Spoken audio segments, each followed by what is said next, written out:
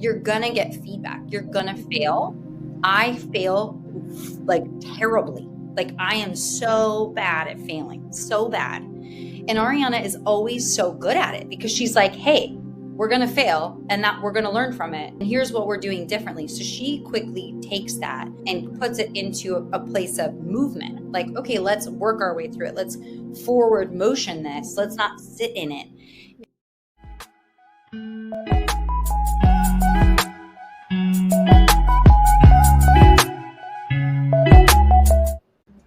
So excited for today's episode. The guest that I have on, I've known one of them for, 2 years now, and watched her scale her business, have some babies, do some things wildly well, do some things that were a struggle, stormed and formed her visionary integrator relationships with not one, but two people, and one of those are on. So Kaitlyn and Ariana, welcome. I'm excited you're both here. We're excited. Yeah. Dynamic duo. So Visionary Integrator, tell me, Kaitlyn, when did you realize you needed an integrator? Maybe never. until I learned the language. I guess really until I was in EOS, I felt like, and I still think part of it's true. Like I do feel like I can do both. I think for a long time I did operate in kind of both visionary and integrator seats. And then I think what happened is we quickly scaled and it became less of this small little thing that I was doing and thought would grow slowly. And it became a thing that was much larger and was growing quickly. And I think with that, just life limitations and honestly, just being a human was like, oh, okay, I can't do both. So what am I better at? And I think that it really was clear to me that I'm much more of a visionary that functioned as an integrator in a lot of ways to make sure my visions came to life. And then I think when I went through EOS, it was made clear like, oh, actually, you can have big vision and you just, as long as you have high trust and somebody that's highly competent, actually you can go higher or faster or better than what you're operating on your own. So then it was kind of revealed to me. I'm not sure that I just, my gut was like, you need an integrator. I feel like that's so true. And I've gone through the same thing of being visionary or being integrator, then being visionary and integrator, and then being visionary. And I think there's a part of me that had to accept my humanity also because I wanted to do everything yesterday and I thought I was totally capable. And in some ways, my human is really capable, just like your human's really capable. She gets a lot of shit done. But then at the expense of what? Like burnout and family time and all of that. So how did you know Ariana was going to be a good fit for that seat? Ariana's always been a person. My husband's like my business coach. He's also an entrepreneur. So I feel like he's my pseudo business coach. And so he was always very much like you give people opportunity and some people will take it and then want more and kind of increase that, like the cup continues to get larger, even the more water you put in it. And Ariana was just always that way. It was like, okay, let's get bigger. Let me rewind, actually. I think about Ariana. How I first met Ariana was an intern at the company I had purchased. So I have known her since she was a baby. Mm-hmm. And she was introverted and so shy and had no idea, I don't even think herself of her own potential. And then she worked with us for so long and then COVID happened. And when we were thinking about, it reminds me a little bit of the Netflix, like, who could you not live without? Sort of litmus test of like who to keep, like who is the core team. She was always one of them. Like we keep Ariana because she's going to get shit done. Yeah. Even though she had no experience and she was still a baby, but she was always in our mind until there was a point where we couldn't keep her because there was no business to be had in the events world during COVID. And so when I went back I had then purchased the business, I was rebuilding the company. Of course, she was one of the first people that I wanted to bring on because she was starting to kind of take on contractor work behind the scenes to help me rebuild it. And so I feel like what happened with Ariana is less of I knew that she would kind of go into this role as much as really she just graduated into it and she continued to take on more and be capable of more and really help me delegate into somebody I trust, which I don't think I would have done, honestly, if I'm being self-reflective, in a way that I brought somebody out in. Like she grew with me, and through that we created a really high level of trust. And then when we look around the room in EOS and it's like, who's the integrator? It's like, well, it's already Ariana. So it didn't feel like she was given that role. I think she earned it. She was the obvious choice. Yeah. So let's back up real quick before Ariana. I want to go to you, but Kaitlyn, just tell everybody what you do, and if you can name drop or brag, go for it because you are amazing. Okay, so Kaitlyn Dineen, I own several companies in the event space. So my first company is Fifth Street DMC, which is a destination management company. We're based in Austin and Montana, and we service large corporate clients that are coming to our destination and hosting events. So really our sweet spot is like 1,000 to 5,000 person groups. We worked with probably over half of the Fortune 50 list. Some of the big names are like Exxon, Microsoft. It's weird. Now I'm being asked. I'm like, everybody. We've worked with everybody that's worth it. Yeah, you have. We worked with a lot of the big names, Audi, just a lot of big names. I also own Other Agency, which is a creative agency. We do more like soup to nuts programming. So your brand design, experience components, general session design, scenic for that company. We've worked with big brands like Tesla, Dropbox, Google, a lot more in the tech space, but like very high innovator category. And then we also have RMM, which is Reimagine Meeting Management. That is the company I have with a partner, Heather Niemeyer, who I had worked with for forever. We actually just celebrated our 10-year anniversary and her 18-year anniversary at the Fifth Street previous acquisition. And then we also have Rome. Too many. They say things are easier in 3. I'm like, okay, 4. We have Rome Rentals, which is a rental company based also in Austin and Montana. And that is like residential quality, high design, furniture, and event rentals that services a lot of our clients. And that was actually started from an organic place of working a lot with high need, short-term clients. And the market just wasn't there. So a lot of companies, and Ariana and I work together in 2 of them. I always kind of position Ariana in what are our high growth companies that need some change in structure. And at the moment, those are Other Agency and Rome Rentals.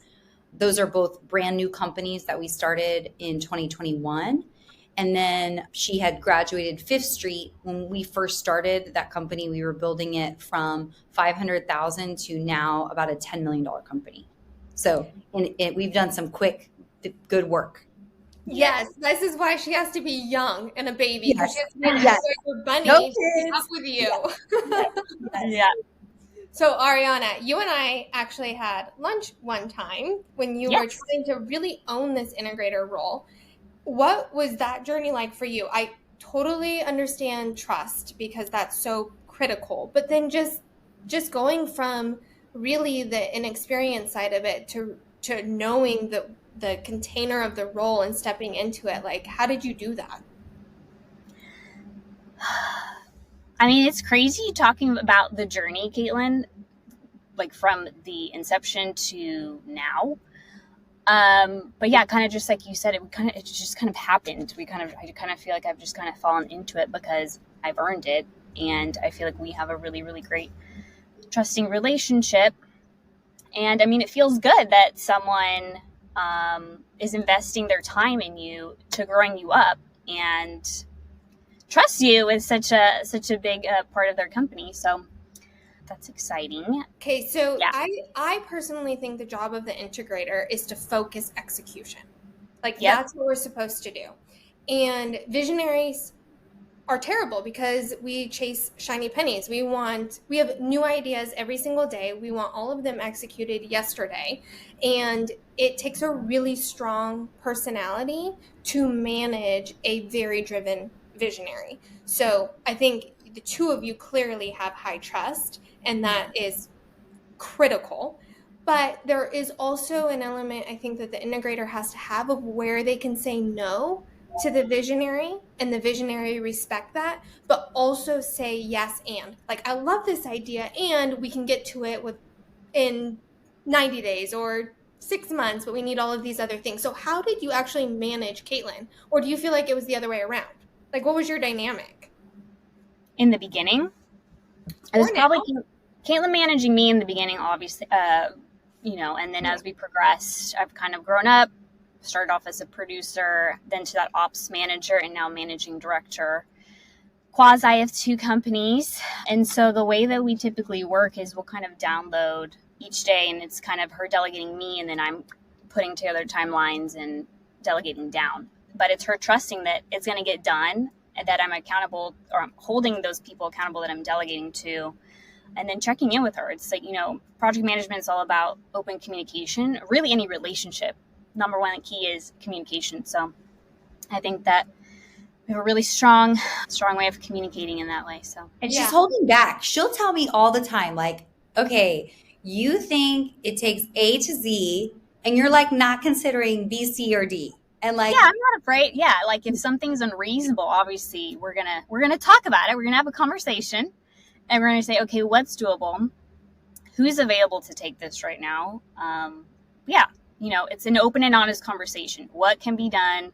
What it needs, happen down the line, all that good stuff. She is. She's just a get shit doner. She's like, I don't need to talk about this. Yeah, we communicate, we have trust, and I execute. What's there to talk about? I know. Well, we actually just did our little Enneagram workshop for a retreat this past week, and I'm a 5, if you're familiar with Enneagram. And it literally says on my chart, communicates in minimal ways. You're experiencing that right now.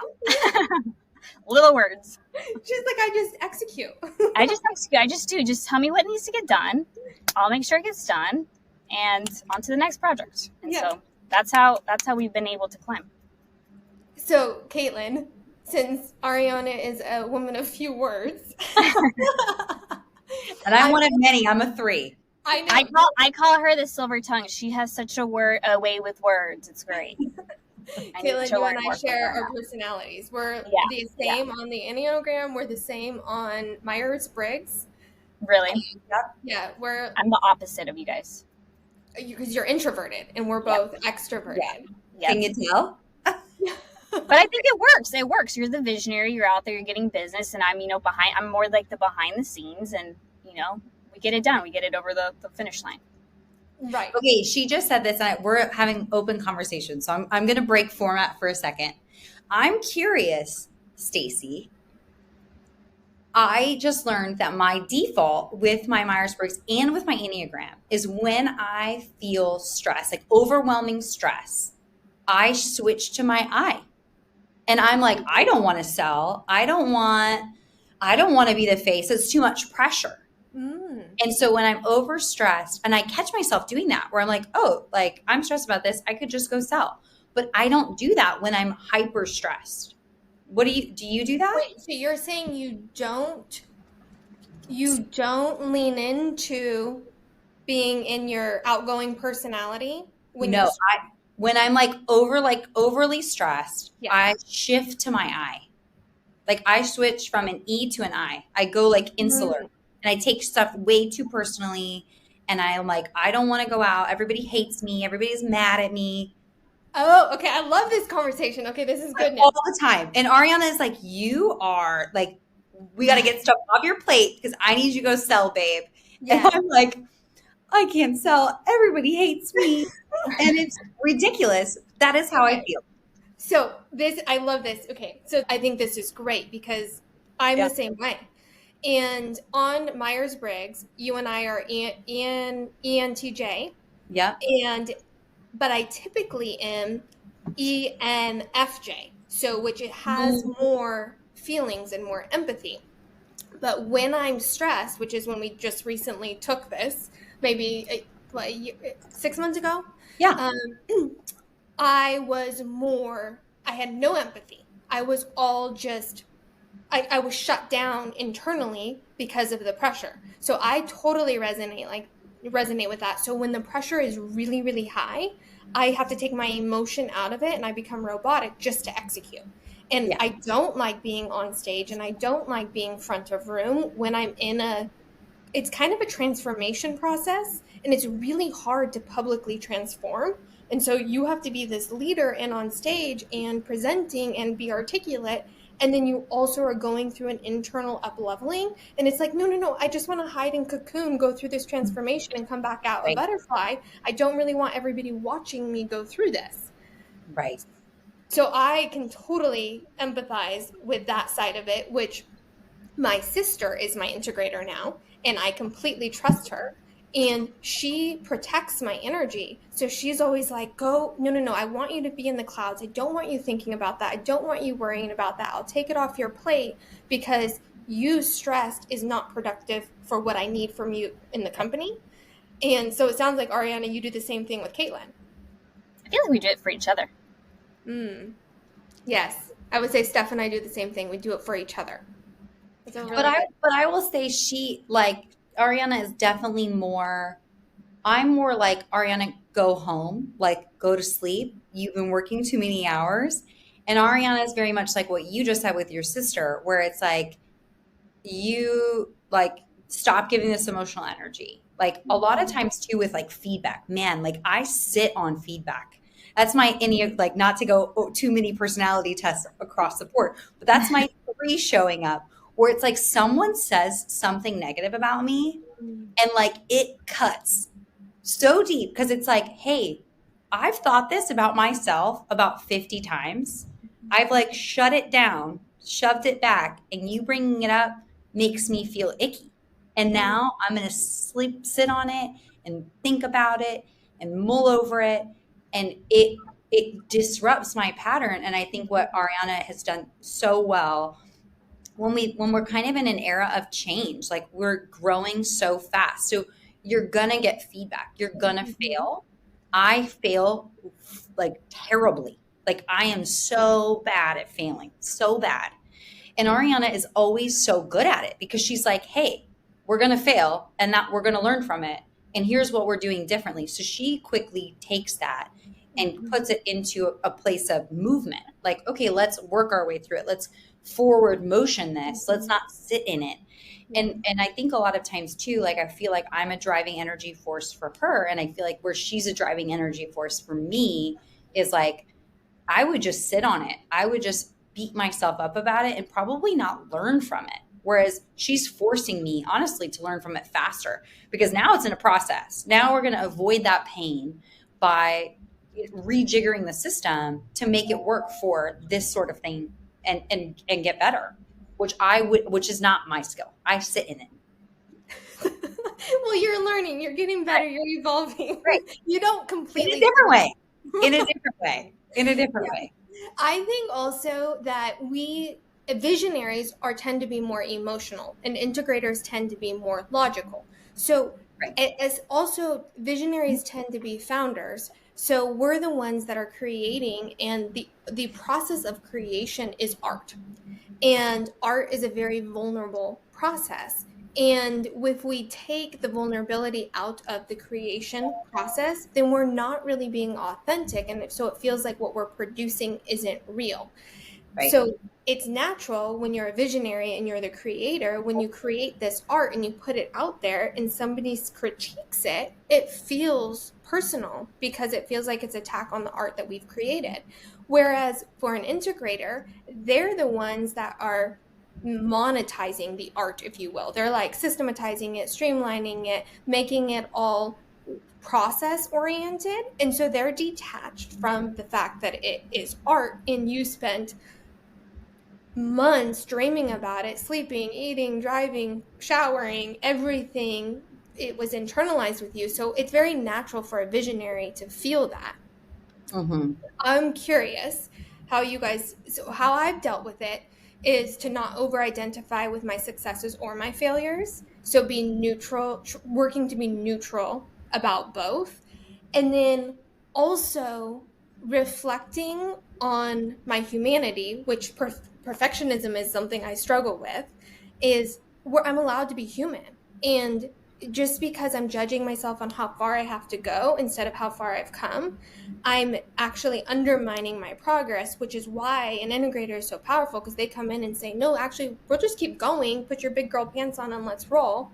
And Ariana is just like, few words, and she's like, okay, sorry that hurt. Truly, that's our conversation.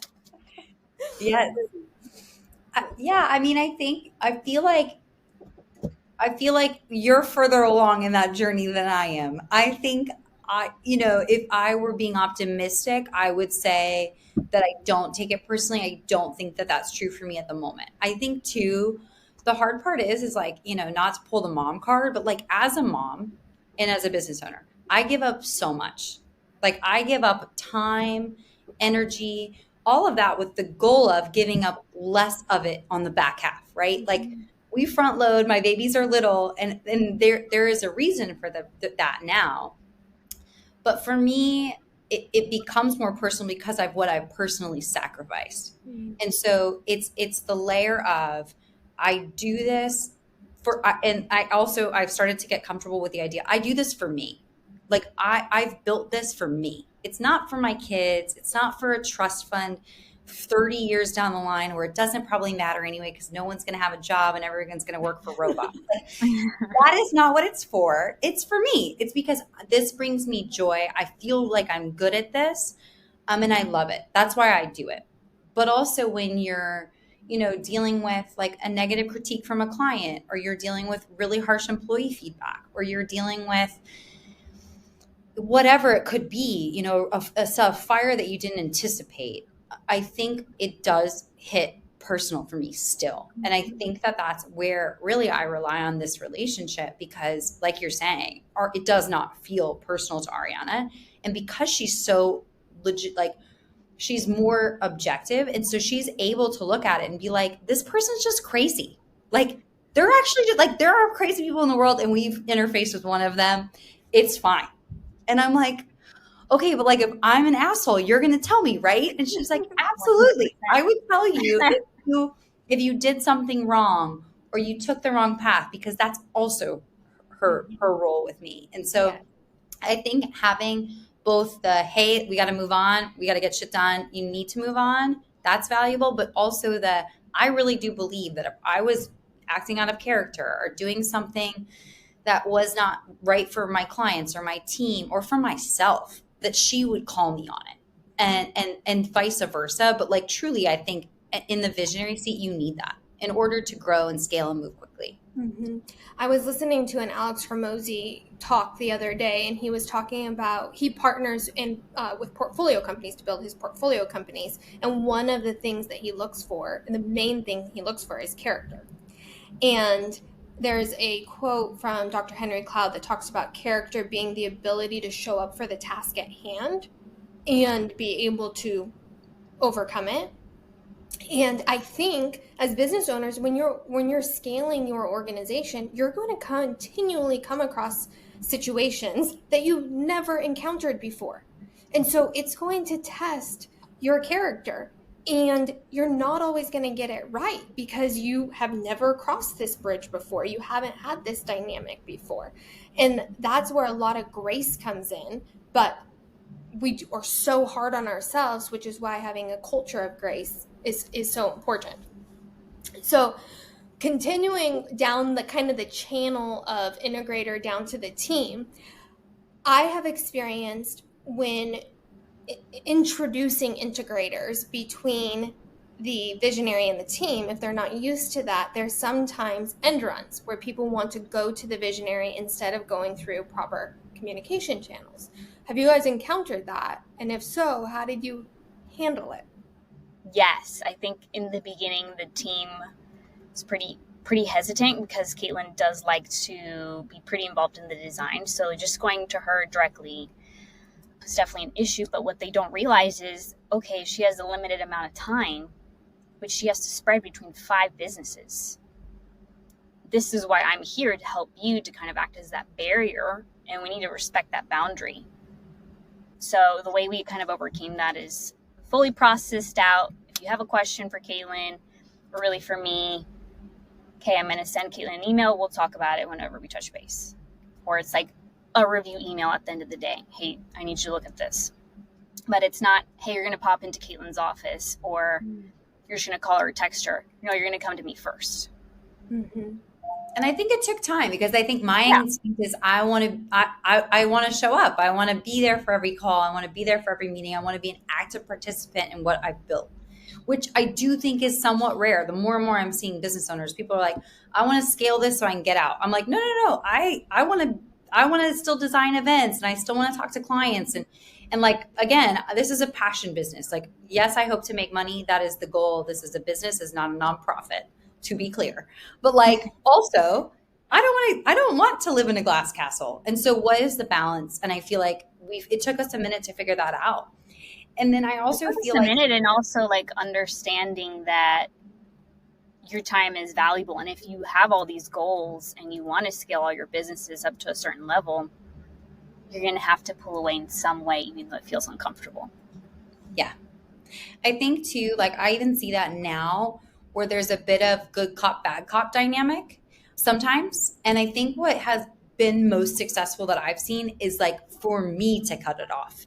So whenever I feel that, I always reiterate, like, no decision is made in a vacuum, but ultimately, if it is, it's likely hers, and her decision is my decision. So like, I don't make decisions without her. She may make decisions without me, because that's our dynamic.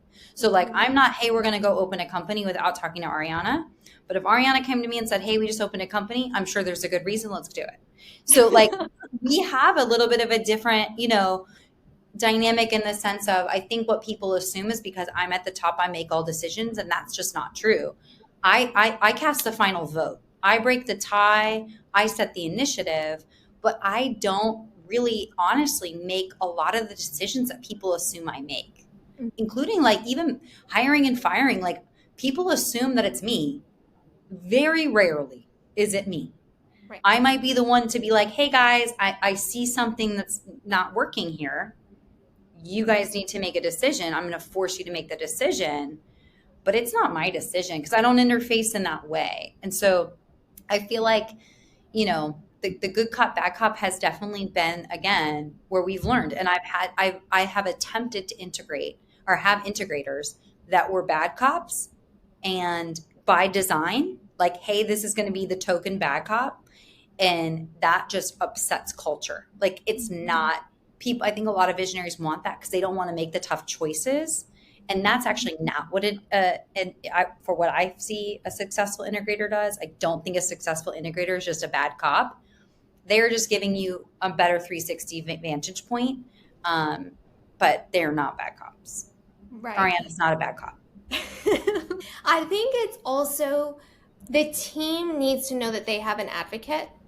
And so good integrators make the team feel like they have an advocate, but also visionaries need to feel like they have an advocate. And so an integrator is both sides of that coin. They advocate for the vision, the direction, the time of the visionary, but they also advocate for streamlined operations and happy team, because they can't make the visionary's idea a reality unless they have team buy-in. Right. And so the integrator, if they're all bad cop, then it alienates the people that are pulling the levers that actually execute everything. Right. Yep.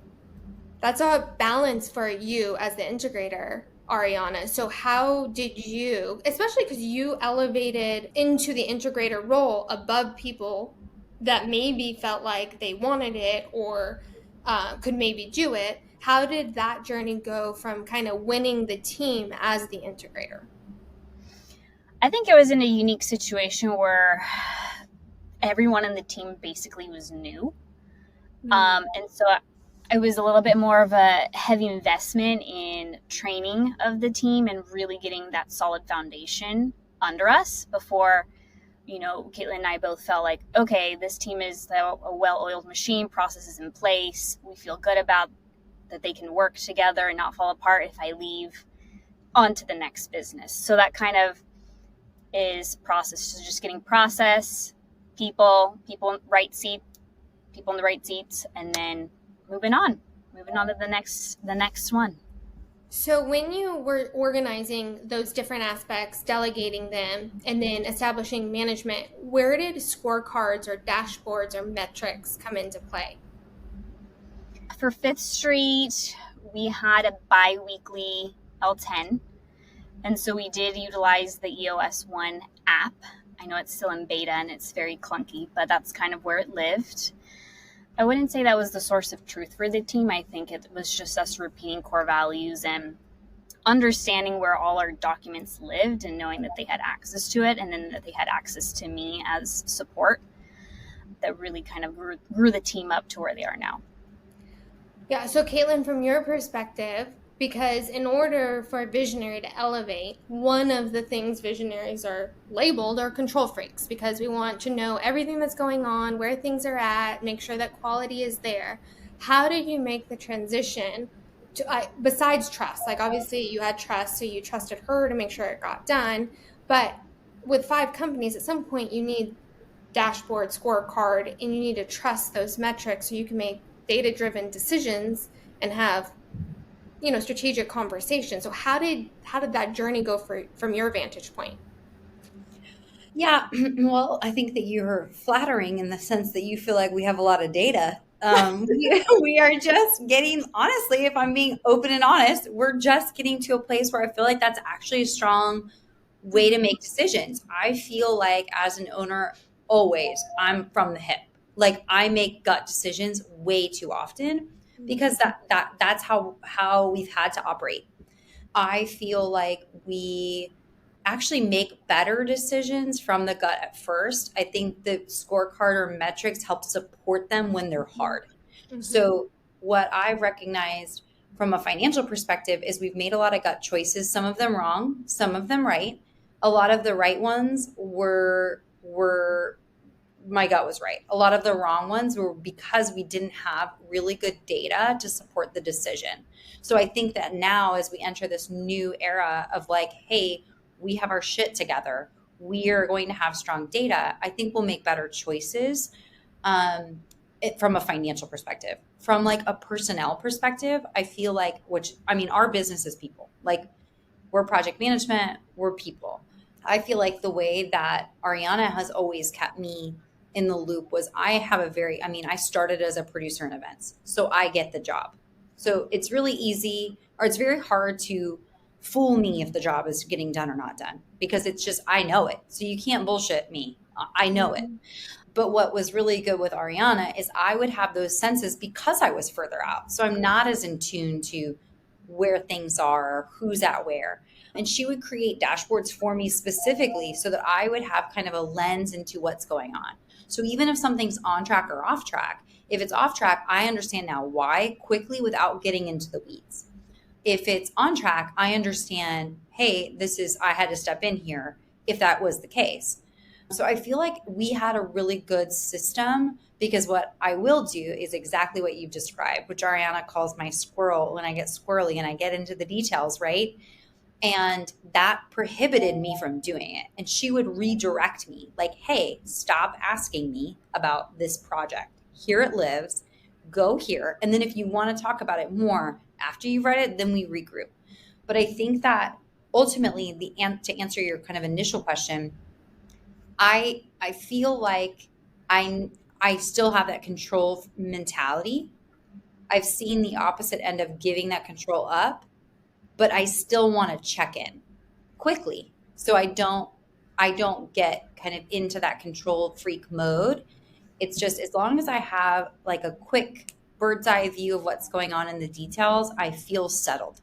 It's when I don't, or when I didn't previously, that's when I would kind of trigger on that control freak. So to me, I think regardless of the business, I would advise anybody, figure out what your pulse checks are, like what gives you a purview as to the health of something.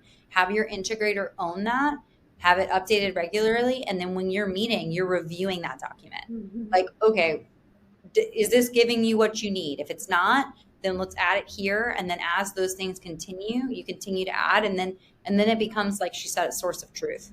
Yeah, I sometimes joke the integrator's job is to manage nervous systems. Like, if you just proactively give the visionary what they need, they will be calm and not spastic. If you do not give them what they need, they're going to be crazy and make your life more miserable because they're going to feel like they have no visibility or control. So right. I love, Kaitlyn, what you said about telling your integrator, I need this information and this data at this time in this fashion for me to be able to be calm and stay in my lane. If I don't have that, you're going to get not the best version of me. Right. Right. So good job, Ariana. So if you guys were to look back at how fast you've scaled, because you've scaled significantly, mm-hmm.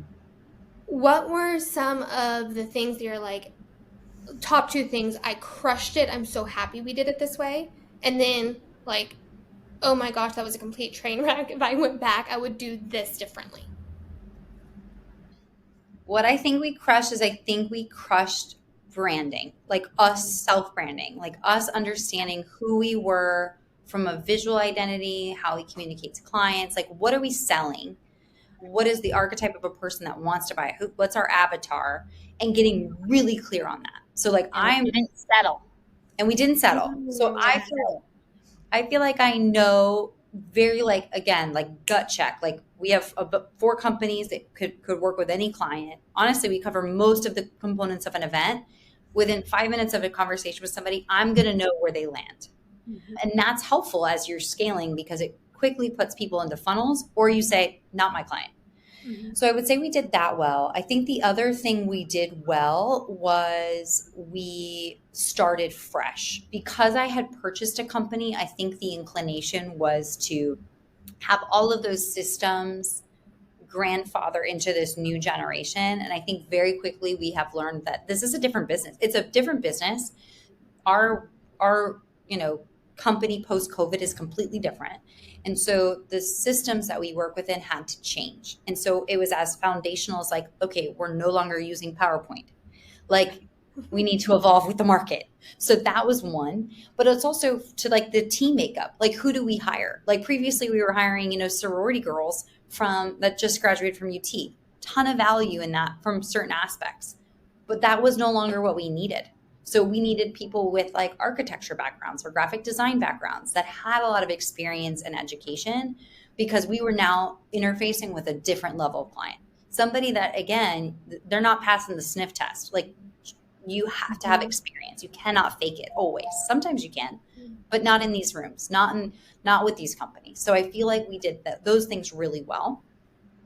What we didn't do well for me was I took my husband, my business coach's advice of you just need bodies, just hire. You need to just hire.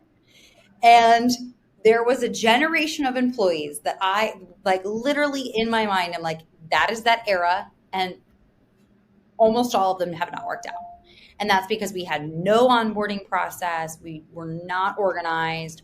We just needed support. And what we did instead of bring on fractional support or part-time support, we brought these people on as FTEs and did not set them up to be successful. Mm-hmm. Then the second thing I think we did not do right was I very much feel like in hindsight, we tried to grow all at the same rate. So we said, they're all growing, so let's do them all at the same time. Whereas what we've done now is we've said, okay, 5th Street, let's focus. Let's put Ariana there. Let's put our resources and our energy laser focus to get that strong. And now that that's strong, we're able to shift focus to some of these newer brands and actually give them dedicated focus, which I think will allow them to grow as quickly as 5th Street did. These companies have kind of been waiting in the background, which is unfortunate because like Montana for rentals, like there is no competition. Why are we not killing it there? Because we have not had focus. Other agency, we've worked with some of the biggest brands in the world in some of the most visible events, like the Tesla grand opening party, like 15,000 people, nationally recognized event. Nobody knows about it. Why? Because we're not laser focused. And so now we got to shift gears and focus.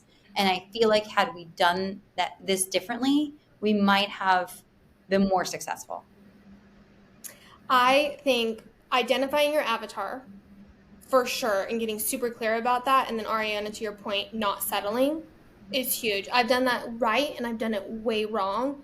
And then other part that you said that you've done wrong is having too many priorities, because it dilutes the focus of everybody.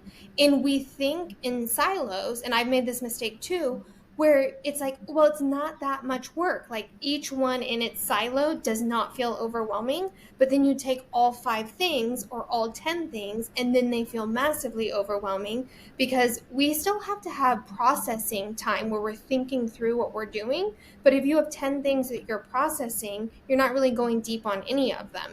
Right. Yep. Ariana, what were your thoughts? Your two-word sentence thoughts on? Well, I agree with everything that Kaitlyn said, but to get more into like more of the organizational process, because that's just where my brain goes, getting clear on that organizational process. Like I specifically remember starting and we had like I basically had to build it. And I felt like, I can also remember before we started EOS, it was like, I'm not clear on where we're going. And to like think about where we were then and where we are now, how clear and laser focused we are, you know, within the entities. Really, really great growth there, to the point where we've kind of graduated from our little EOS coach, and putting emphasis on culture and getting that formula right for the right person, right seat, I think has been very big game changer. Yeah. Culture has, I feel like when you do go through this up leveling, culture changes. Because when you're small, it's a culture of everybody kind of knows what everybody's doing. It's that friendship culture and that high empathy, you know what's going on. And then when it scales and you have, 20 employees, 30 employees, more employees, there's separation that takes place. And going through that journey is rough, and it impacts culture, because everyone who's used to having a conversation with Kaitlyn is not getting that touch with Kaitlyn. And yeah. I think also for me, and you guys tell me how this was for you, when culture has shifted, sometimes I don't even like it. I'm like, no, but I like how it was. It was like a feel-good, fun thing, and now it's bigger and it's different. And so change is a grieving process. Even though it's good, you still have to grieve the loss of what was to embrace what's new. So how do you guys do that part of it? Oh my God. Like weird timing. I totally that. I'm like deeply feeling that at the moment. I feel like, so we just finished our annual retreat, which is always, it's like the one time of year we collectively, like all the remote employees, we all get together. So this retreat felt like 2 things. One, I was like, we're good. Like we're a core crew. Everybody's got their lanes. We have our companies, and there's a lot of comfort in that. Like we're building things that I think have some sustaining life, which for new businesses, like that's rare. We've kind of graduated through that 2-year mark of like, okay, these things all have legs and a strong team. I also felt like what you're saying, Staci. I don't know everybody intimately in that room anymore. And that's hard. And, I drank too much one night, first night. I'm like that person. It's like first night in, like, let's go. And then I just drag the rest of the time. But so first night in, I'm like telling my HR partner, who I've worked with for 10 years. She was old employee, brought her on, literally my employee number 1. Well, 2. Heather was my employee number 1. Employee number 2 as the owner. And I was just sharing with her, I was like, man, it feels different. Like it feels different to me, even to where when you and I were colleagues and we were going on our annual retreat, we used to get super drunk and have so much fun and talk crap about the boss. And now I'm the boss. And I feel like everybody's going to their room and talking about me. And I want to be in the room talking about me. Like I want to be hanging. I want to have fun with people. And that's no longer allowed. And it feels like this loss. Yeah. And then I think coupling that with, exactly like you said, when we were smaller, we brought people on that I extended very much like a personal relationship with. And there's a very specific moment that I've shared with you, Staci, and Ariana is very familiar with, that, I maybe overextended my personal life where I invited someone in as a friend and put a lot of trust in them because I confused the relationship. I thought you can be both. You can be friends and I can employ this person. And in a high stakes, like situation, something that left me feeling very like I'm questioning even still my decisions and my openness. I made a mistake. And what is hard is the balance of I'll never do that again. But also I love the person in me that was open to doing that. So how can I mourn, hey, I won't do that again as flippantly. I won't give away that as easily. But also be open to the idea that when the right person comes through the door, I will. And I'll open myself up and I will allow that. And it's really hard. Like mourning that transition is really tough. Yeah. I can empathize for sure. And I also feel like when we're so passionate and we care so much, I'm even going through this inside of our company. Maybe we'll talk offline about it. But one of the team members, I feel like, is going through a very difficult time in her personal life, and it's impacting work. And my human is super empathetic. Like, I totally get it. You need to take some time, all of that. But we also have shit that we need to get done work-wise. And so I'm continually telling myself, okay, you're not running a nonprofit, you're running a business. So it can be both. You can be very kind as a human and generous and empathetic. And so like I had this whole hour-long conversation and she got off and she said, thank you so much for the impromptu therapy session. And I'm like, okay, I can do that. And I can also say, we got metrics to hit. We got shit to do. You've got to hit this. I'm so sorry you're going through a hard time. If you can't hit it, we can, delegate and reassign the assignments to make sure that you have space for yourself. But it's like that fine balance of recognizing there's obligations the company has that are outside that one human being, because if we let that one person have more leeway, then it affects culture, and then our integrators have to deal with it. And so we're like kicking the can to them. So it's a struggle to like live in that world of and like, yes, I can be harsh, like standards and empathetic. Well, and I'm terrible at it. I think that is like something that we're growing, or I'm personally growing through, is it's like you want to support the human in their moment. And sometimes in order to do that, what I've learned is you have to be the bad guy. So it hurts, man, because I'm like, I love you deeply and you hate me. Like you hate me because you think that I have done this to you. And really, in a few years, I hope that you recognize I'm doing this for you. I love you enough to say this is not working and you're not happy and you have to go find something else because I think you're going to be happier. And your happiness is more important to me than you hating me. But it takes, sucker punches. It hurts. And I think that what's hard is like you've said before, how do you keep the human element? How do you stay vulnerable? How do I shake it off? And I feel like that it's getting increasingly easier, which some part of me is, this is scary. Like, I don't want this to be easier. But then part of me is like, it has to get easier because it can't continue to feel this hard. And I have to learn from Ariana, who's coaching me like, hey, we got to learn from this and move on and make some changes so that we don't make the same mistake again. Yeah. I also think it's kind of a loving thing to do.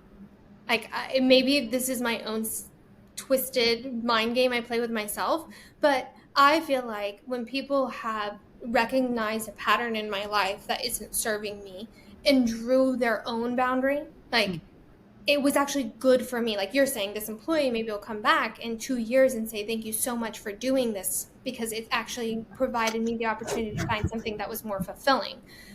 So I do think it's a loving thing to do.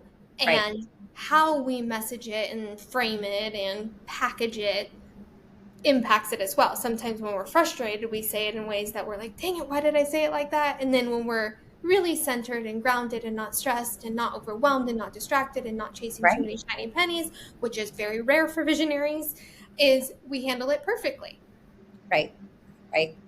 Yeah. I think it is like, kind of coming up with a more tactical, a more integrator approach. Like, how can I use that chip in me, that visionary, that empathy, that silver tongue, but in a tactical way And I'm learning that. And I think that we're learning that together. So learning, hey, her pushing me on, hey, you need to have this conversation and you're not going to like it, but I need you to have it because it doesn't sound right coming from me, but here's what we need to say. And I think, it just takes time. She's like your mouthpiece or your earpiece. Okay, now walk into this room. Say this now. Right. But it is our gift, our kind of yin and yang. And like you said, it really, you have to think about the approach, because what I'm certainly learning now is most of the time, especially with people, it's not about the feedback. It's about the approach. It's about how it was said, how it was framed, when it was shared, in what room, like all of that matters. And I think it's so hard at this scale to consider all of those factors for every person. And so I think, where I default, it's okay, I wish that I was given more grace. I maybe have messed up on delivery, but the intention is good.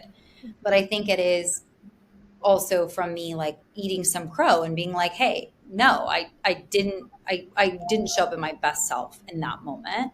And so I need to come up with a better system so that I know, hey, we're in, gear 8 and we got to move, but we've checked all the boxes to get here. We've had all the conversations. We've done all the things. We've followed the process.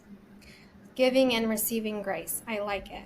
So what are you guys most excited about coming up? We just hired a brand strategist for Other. So I'm excited to start that journey. See where it goes.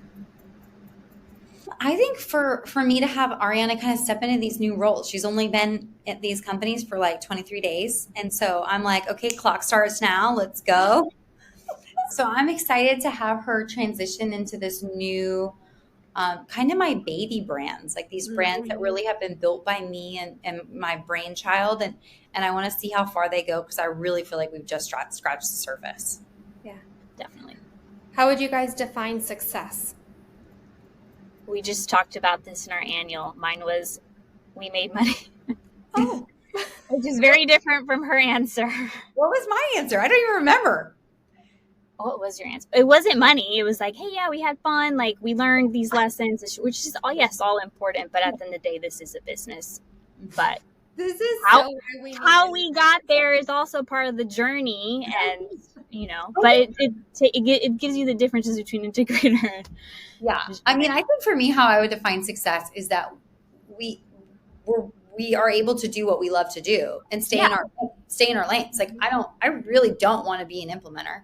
And in a lot of cases, because of Ariana, I don't have to be. And so I want to stay in that. I want to continue to push myself out of that and into this visionary seat, because I think for me personally, like, this is just the beginning. We are just starting. And so it's easy to beat yourself up in infancy. It's easy to be like, oh, hey, year 3 as a business owner, I suck. But I'm not going to let that stop me from what I think year 10 will look like, which is, this is going to look like a blip. And so to me, I'm like, okay, let's move on. Let's go. Let's grow. And to me, this is a very foundational year. So I think what success looks like is doing the shit we say we want to do, and like committing to it, and not stopping because somebody tells us we suck. Yeah. I've never seen Kaitlyn stop. I've never seen you stop. No, I haven't either. Yeah. Good. Okay. Let's not start now. Yeah. She just doesn't want to not bring her empathy with her. That's what I'm hearing. And I feel like I'm on that same journey. Is I want to crush it, but I also don't want to abandon my femininity and my empathy that really makes everything shine and enjoyable. Right. Sure. Which is also back to the ethos of why I started this. I mean, I was an employee to start, and I wanted to build this business to be like a business I wanted to work for. Yeah. I wanted these companies to be where if you were a producer, you want to work for one of my companies. That's the goal. And I think that is a company of empathy, not a company that's based in numbers or process or structure. I think all of those things exist because those things are the framework that make a healthy company.